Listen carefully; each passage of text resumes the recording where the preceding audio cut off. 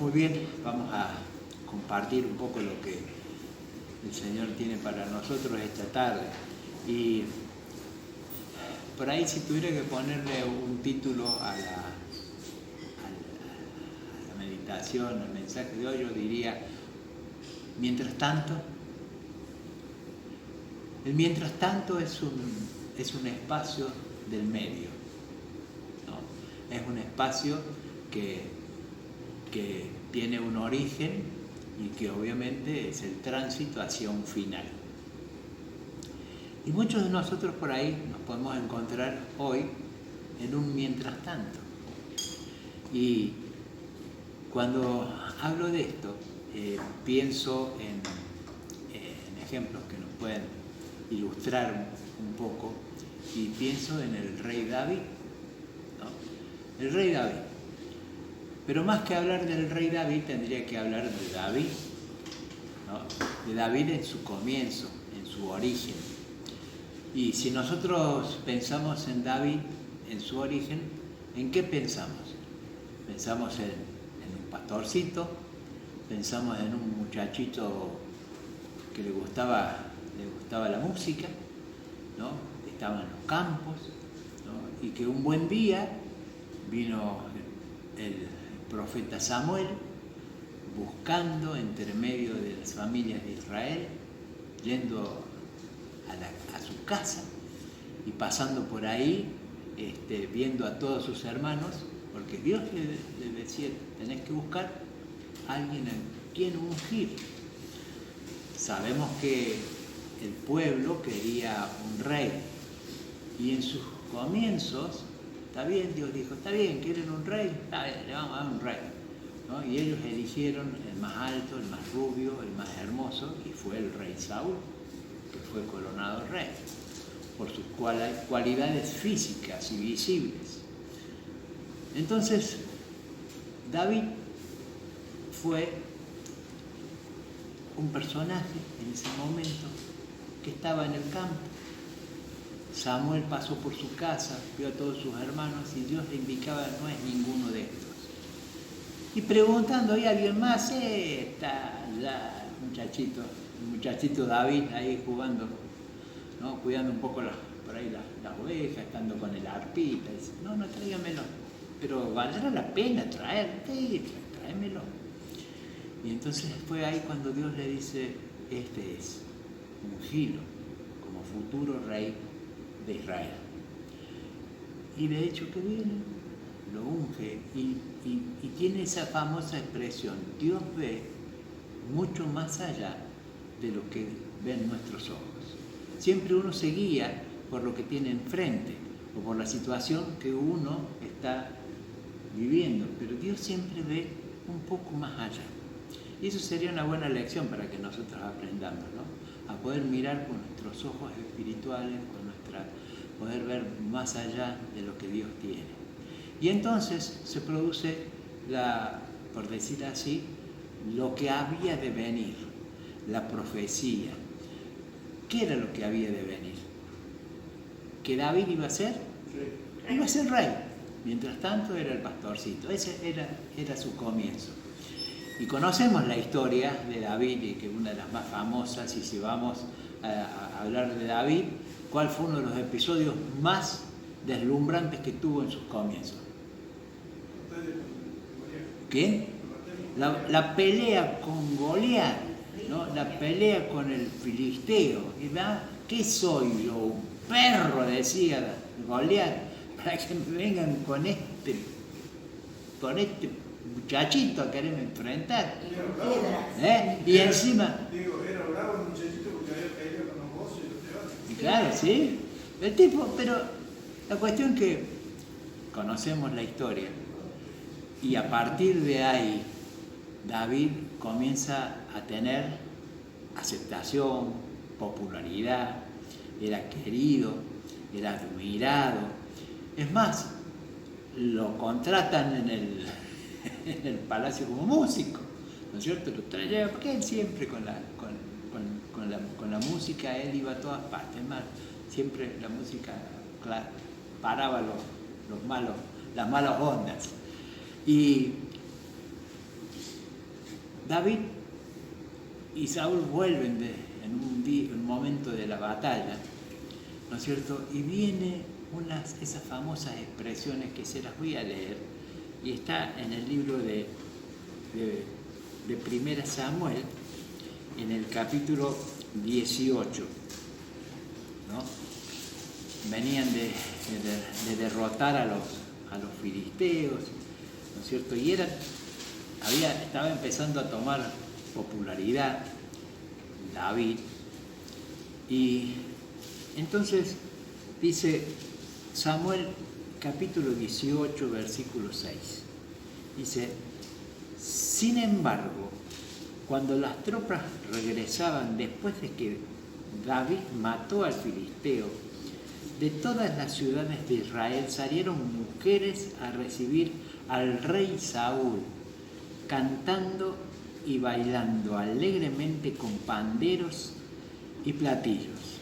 Y mientras cantaban y bailaban, las mujeres repetían: 1000 hombres mató Saúl y 10.000 mató David. Esto le molestó mucho a Saúl, y muy enojado dijo: a David le atribuyen la muerte de 10.000 hombres y a mí únicamente la de 1000. Ya solo falta que lo hagan rey. Dice: a partir de entonces, Saúl miraba a David de reojo, con recelo, lo miraba mal. Fíjense cómo es la cosa, ¿no?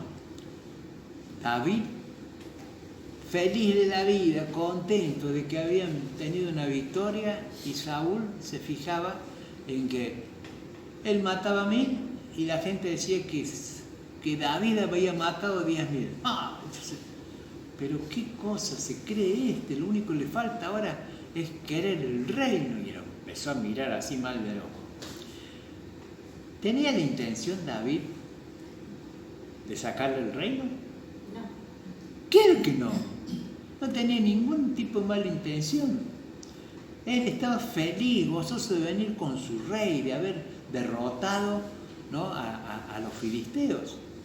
Y esto generó en Saúl todo un sentimiento que fue progresando y lo llevó a perseguir a David. Porque una de las cosas que muchas veces nos pasa a muchos de nosotros es cómo a veces se suceden los malos entendidos. Cómo entendemos a veces mal una expresión, cómo entendemos mal un mensaje, cómo interpretamos y qué me quiso decir con esto. Sobre todo, y ustedes saben, muchos de ustedes les digo, ojo con los WhatsApp, ¿no? Ojo con los mensajes de texto. ¿Querés hablar algo importante? ¿Qué tenés que usar? El TEC. Yo esta semana estaba con mi hija, con Cari, y le digo: sí, tuve que hacer un viaje a una ciudad, me dice. Le comenté, tuve que hacer un viaje a una ciudad porque me urgía hablar con una persona. Entonces me manda un WhatsApp y me dice: papi, en esta época existen las videollamadas, ¿no?, y son más baratas. Y se me reía. Y yo le digo: hija, yo todavía soy de la época del cara a cara, ¿no? Y urgía hablar mirando los ojos, ¿no?, hablando de persona a persona.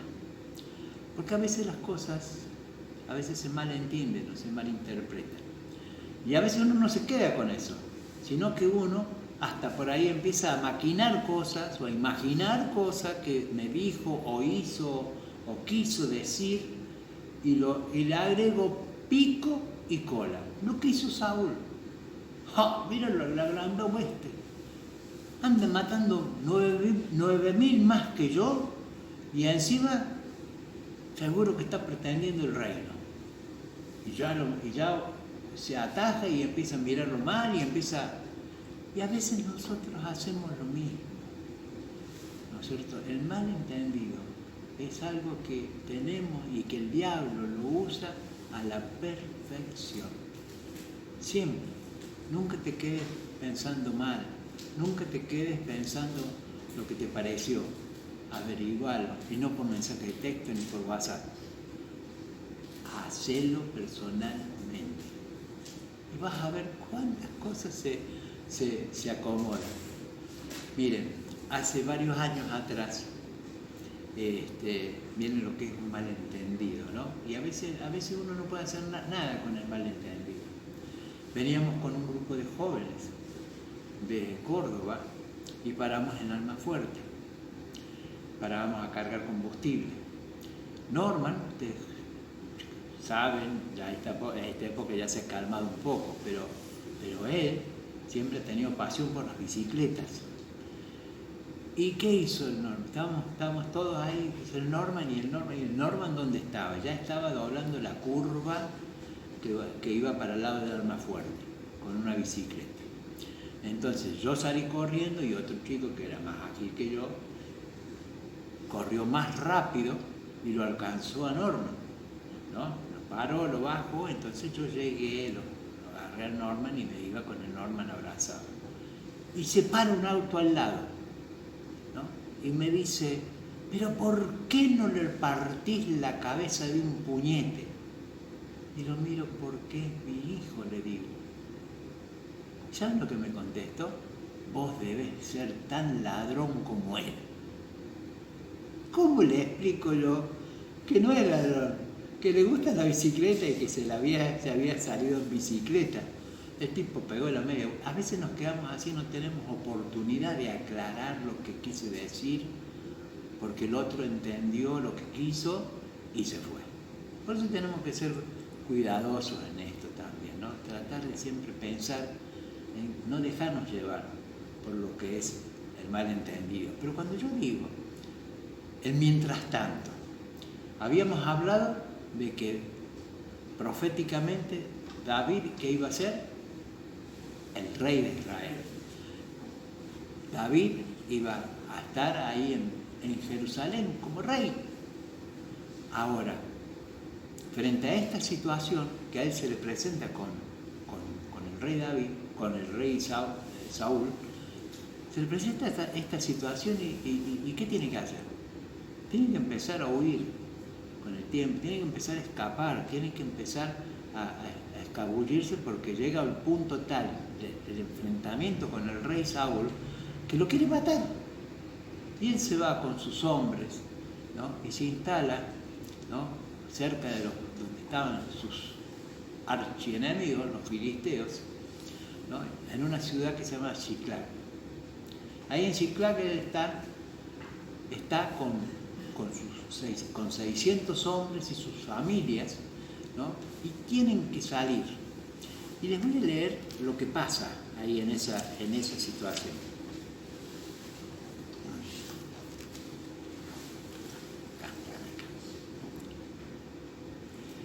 Fíjense, en el capítulo 30 de Samuel hay una situación que se las leo.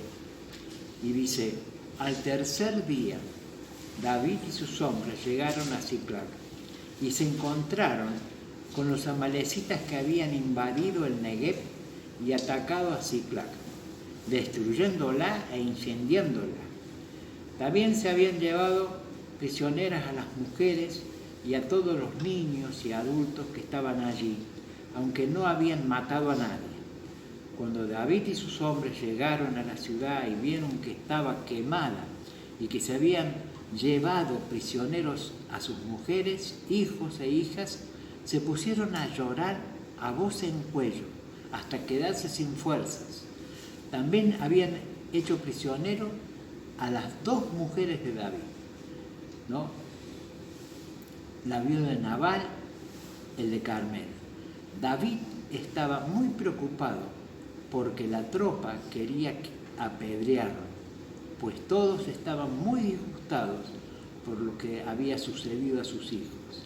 Sin embargo, puso su confianza en el Señor, su Dios, y le dijo al sacerdote Abiatar y al hijo de Ahimelech: por favor, tráeme el efod, ¿no? En cuanto Abiatar llevó el efod a David, este le consultó al Señor y le preguntó: ¿debo perseguirlos? ¿Tengo que ir a la batalla? Y Dios le contestó que sí, que vaya. Pero acá yo encuentro esto, ese mientras tanto. Ciclac. Si él tenía que no estar en Ciclac, la profecía puede decir que él iba a estar ¿en qué ciudad? En Jerusalén como rey. Él iba a ser el rey de Israel, iba a ser la persona de la cual iba a ser la simiente del mismo Señor Jesús. Y se encuentra en esta situación. Señor, vos me prometiste, Señor, vos me dijiste que yo, y en esta altura de la vida tengo que estar huyendo del rey Saúl, tengo que estar exponiendo mi vida, tengo que estar pasando por situaciones y circunstancias, y ahora me pasa esto que yo ni lo esperaba. Mi esposa, mi familia, la de todos mis hombres, han sido llevadas cautivas por todos los amalecitas. ¿Y yo qué voy a hacer? ¿Qué hacemos ahora? Los hombres me quieren matar, me quieren apedrear, lloraban hasta más no poder porque habían perdido todo, se habían llevado mujeres, niños, todo, habían quemado, sin embargo no habían matado a nadie. Entonces muchas veces nosotros nos encontramos en situaciones así, ¿no es cierto?, que son ese punto intermedio que parece que nunca vamos a llegar hasta donde Dios nos dijo o nos prometió o nos dijo que íbamos a llegar. Y cuando Dios dice ahí en su palabra: yo sé los planes que tengo para contigo, ¿no? Son planes de bienestar, son planes de felicidad, son planes que tienen que ver con tu desarrollo personal. Y me encuentro hoy que me pasa lo que me pasa ahora. Me encuentro como me encuentro. Digo: Señor, ¿por qué? Pero este es el momento como para que David diga: Señor, ¿por qué? O Señor, confío en vos.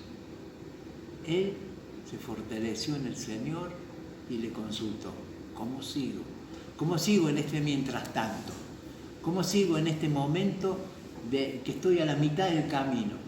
No sé con qué me voy a encontrar, pero sé, Señor, que puedo confiar en vos. Sé que puedo confiar en vos. Y así siguió la historia.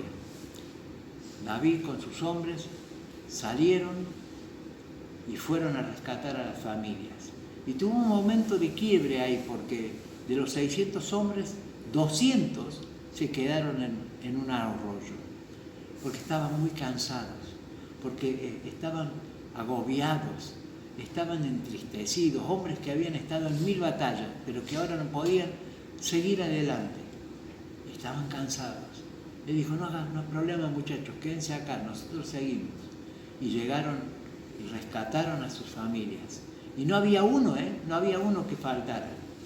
Rescataron a todos y volvieron, y recogieron botín, y recogieron pertrechos de guerra, y volvieron más enriquecidos que antes, sin que les faltara nada. Y cuando llegaron ahí donde estaban los otros 200, David tiene un gesto muy grande.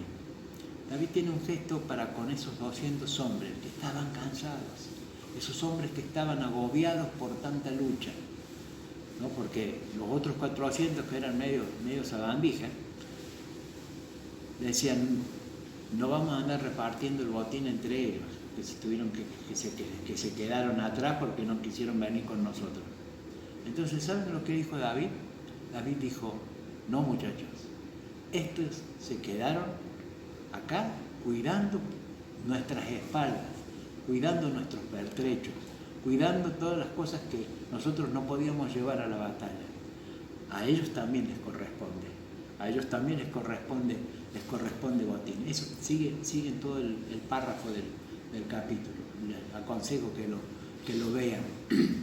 Entonces, y a partir de ahí se sentó una jurisprudencia, ¿no?, de cómo tenían que ser repartidas los bienes de batalla. Pero ¿qué es esto de David, ¿no? En el mientras tanto, ¿no?, confiando en el Señor, pudo rescatar sin que le faltara nada, ¿no?, sin que le faltara nada, toda su familia, y volvieron contentos. Y conocemos la historia a través del paso del tiempo. David fue coronado rey y fue uno de los reyes más grandes. Nunca perdió batallas, nunca estuvo en la lona. Pasó momentos difíciles, momentos donde tuvo situaciones de pecado, pero volvió, se arrepintió y el Señor siempre lo restauró. Y frente a estas situaciones, frente a estos momentos que en el mientras tanto a él le tocaba vivir, mientras esperaba que el punto de partida, que era su unción como futuro rey de Israel, este paso intermedio en el mientras tanto, cómo vivo, cómo sigo, cómo termina todo esto, y para terminar luego siendo el rey. En ese punto de intermedio, David escribe este salmo. Los invito a que abran su Biblia en el Salmo 34. El Salmo 34. Ay, qué videos. El Salmo 34 en sus versículos dice así: bendeciré al Señor a todas horas, mis labios siempre lo alabarán. Yo me siento orgulloso del Señor. Óiganlo y alégrense, hombres humildes. Alabemos juntos, juntos y a una voz, la grandeza del nombre del Señor. Recurrí al Señor y Él me contestó y me libró de todos mis temores. La canción que cantamos es la que dice: bendeciré al Jehová en todo tiempo, su alabanza en mi boca estará, ¿no? ¿Y cómo sigue la canción? Bendeciré a Jehová en todo tiempo, su alabanza en mi boca estará. En Jehová se gloriará mi alma, lo oirán los mansos y se alegrarán. Y es una invitación: engrandecer a Jehová conmigo y exaltemos aún a su nombre. Busqué a Jehová y Él me oyó y de todos mis temores me libró. Muchas veces buscamos al Señor por el otro. El Señor quiere que le busquemos a Él por Él mismo. Y que contagiemos ese deseo de engrandecer el nombre del Señor por lo que Él hace, por lo que Él hizo y por lo que Él puede seguir haciendo.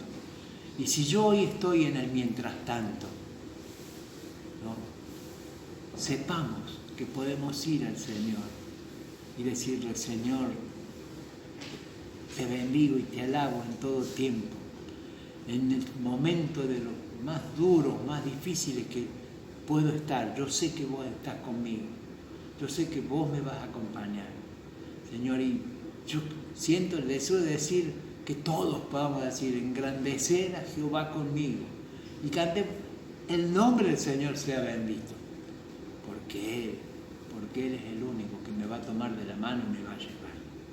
Queridos, en el mientras tanto de nuestra vida, no desesperemos. Sendas Dios hará, como cantamos hace un rato, ¿no? Sendas Dios hará en los lugares donde parece que no hay. Hoy parece que no vemos salidas, el Señor ya la tiene. Él tiene, nosotros hoy tenemos una foto del día, el Señor tiene la película de toda nuestra vida. Y sabemos que Él está por encima de todas las cosas. Queridos, que Dios nos bendiga. Y como siempre les hago la invitación a todos, tomémonos cada día de la mano del Señor en el mientras tanto de nuestra vida. Que Dios nos bendiga y que nos acompañe en el resto de esta semana.